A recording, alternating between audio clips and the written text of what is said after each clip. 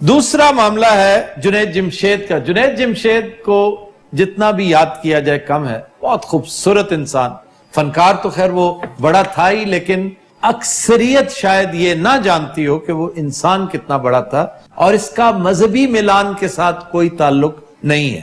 مجھے اس کے اندر کے انسان کو قریب سے دیکھنے کا موقع اس وقت ملا جب وہ باقاعدہ میوزک میں دھسا ہوا تھا. تو انہی دنوں میں بھی ایک پلے تیار کر رہا تھا. یہ میرا دوسرا پلے تھا.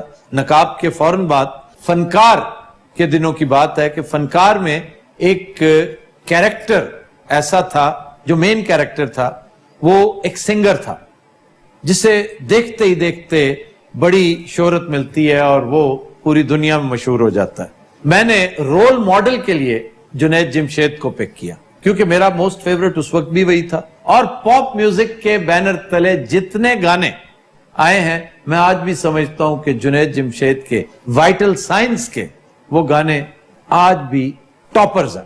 چنانچہ میں نے وہ ٹاپ کے 2 گانے اپنے ڈرامے میں ڈال دیے. سر وہ گانے کون کون سے تھے؟ ایک تو تھا یہ شام پھر نہیں آئے گی, اور اس کے جدا ہونے کے بعد یہ گانا اور زیادہ بامانی ہو گیا ہے, اور دوسرا تھا سن جانا. چنانچہ میں نے جنید جمشید کو فون کیا. یہ بات آج سے تقریباً 19-20 سال پرانی ہے, 1998 کی, کیونکہ ان دنوں کاپی رائٹس کا بڑا تذکرہ تھا. یہ قانون بھی آ چکا تھا اور قدم قدم پر خدشہ بھی رہتا ہے کہ آپ کو چیلنج نہ کر دیا جائے. میں نے فون کیا اور میں نے گزارش کی کہ جناب میں یہ ایک ڈرامہ بنا چکا ہوں, تکمیل کے مراحل سے تقریباً گزر چکا ہے, اور اس کے مین کیریکٹر کو بلڈ کرنے کے لیے میں نے رول ماڈل آپ کو رکھا ہے, اور آپ ہی کے 2 گانے میں نے اس میں ڈالے ہیں, اور اگر آپ اجازت دیں تو میں شامل کر لوں, اور اگر آپ اجازت نہیں دیں گے تو میں نہیں کروں گا, اس لیے کہ پے کرنے کی پوزیشن میں نہ میں ہوں نہ میرا پروڈیوسر ہے. تو میں چونکہ رائٹر ڈائریکٹر تھا اس ڈرامے کا, اس لیے فون کرنا میرا ہی بنتا تھا. انہوں نے کہا اچھا جناب ٹھیک ہے آپ یہ بنا رہے ہیں, نام کیا ہے اس کا؟ میں نے کہا جی فنکار. اچھا نام تو اچھا ہے, تو میرے اوپر ہے یہ. میں نے کہا نہیں, وہ کیریکٹر ایسا ہے کہ جس سے میں نے انسپیریشن آپ سے لی ہے. کہنے لگے اچھا کیا ہے, کیا کیریکٹر کیسا؟ میں نے کہا جی وہ پازیٹیو کیریکٹر نہیں ہے, وہ تقریباً ویلن کا بلکہ ایک بڑے مین اور بڑے لالچی شخص کا کیریکٹر ہے. کیا خوب, تبھی تم مجھ سے مانگ رہے ہو یہ؟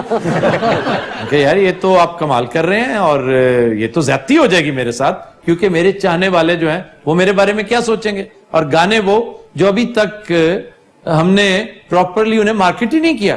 تو میں نے کہا پھر میرے لیے کیا حکم ہے؟ یعنی آپ یوں کریں کہ اس میں کچھ تبدیلی کر سکتے ہیں آپ. میں نے کہا تبدیلی اگر میں کر بھی سکتا تو میں انکار کر دیتا, میں تبدیل نہیں کروں گا. آپ کی بڑی مہربانی, میں آپ کے گانے دونوں ڈراپ کر رہا ہوں, لیکن مجھے اس بات کی بڑی خوشی ہے کہ میں نے لالچ نہیں کیا, اور آپ نے بھی جو اعتراض کیا یہ آپ کا حق تھا. مجھے اس کی بھی خوشی ہے کہ میں نے آپ سے اجازت لی. میں نے کہا بات سنیں, آپ سیریسلی اس میں تبدیلی نہیں کریں گے؟ میں کہا جی بالکل نہیں کروں گا. ہی سیڈ کہ آپ کا ڈرامہ انجر ہوگا. میں نے کہا ہونے دیں. اچھا پھر آپ چلا لیں. واہ واہ واہ. تو میں نے کہا میں خود ایک فنکار ہوں, میں کس طرح برداشت کروں گا کہ آپ کا کیا کرایا کام میری وجہ سے خراب ہو. اس دن سے میں قائل ہو گیا تھا کہ جنید جمشید پر اللہ تعالیٰ نے یہ جو کرم کیا نا, دیکھیں اس دور میں ہزاروں لوگ اس فیلڈ میں آئے, جی بڑے بڑے فنکار, پڑھے لکھے, یہ پڑھے لکھوں کی ایک فوج تھی جو میوزک میں فلم میں آئے, اور ان کا سرخیل جنید جمشید تھا. مجھے سمجھ آ گئی کہ اللہ تعالیٰ نے اتنا کرم اس پہ کیوں کیا. اور یہ جو توکل کرنے والے لوگ ہوتے ہیں نا, سیلانی لوگ ہوتے ہیں, حالانکہ بڑا ماڈرن آدمی تھا, لیکن سچ پوچھیں تو ماڈرن درویش اگر کسی نے دیکھنا ہو تو اس دور کا جنید جمشید تھا. اور پھر وقت نے ثابت کیا, دیکھیں وہ کیسے دوسری طرف آ گیا. اور یہ بھی میں سمجھتا ہوں کہ یہ بھی اللہ کو اس پہ کرم تھا. اور میرا ایمان ہے کہ اللہ تعالی کے خزانوں میں سے بہترین تحفہ, نمبر 1 تحفہ ہدایت ہے. اور وہ خوش قسمت تھا جسے اللہ تعالیٰ نے این جوانی کے وقت اس کے پرائم ٹائم میں ہدایت دی, اور اس نے یو ٹرن لیا, اور یو ٹرن لینے کے بعد اس نے ایک لمحے کے لیے بھی مڑ کر نہیں دیکھا. Khwatin Hazrat will take a break. Stay with us.